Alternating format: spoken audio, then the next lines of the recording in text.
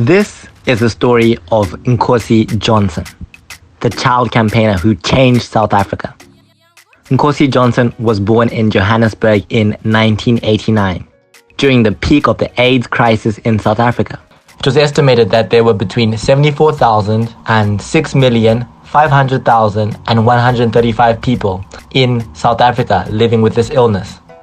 AIDS is an illness which weakens your immune system. It is people living with the HIV virus who might develop AIDS. When Nkosi was 8 years old, he tried to enroll in a local primary school. However, they refused to accept him as a pupil, with parents and staff fearful of his HIV-positive status. The incident caused uproar in South Africa. The school eventually reversed its decision, and new legislation was introduced to allow HIV-positive children to access education without discrimination. Nkosi became a national figure in the campaign to destigmatize AIDS, and he continued to campaign and speak out about his experiences of living with the disease.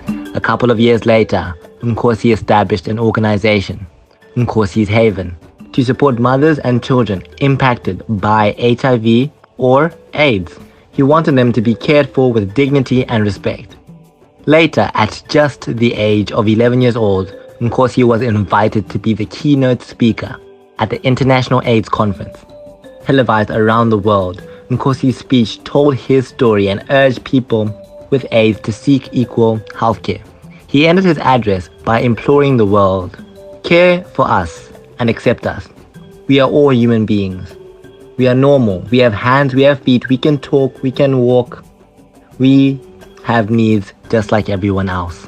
Don't be afraid of us. We are all the same. Nkosi took a turn for the worse 2 months later and died in June 2001. Thousands of mourners attended his funeral, with President Nelson Mandela saying he was exemplary in showing how one should handle a disaster of this nature. He was very bold about it, and he touched many hearts.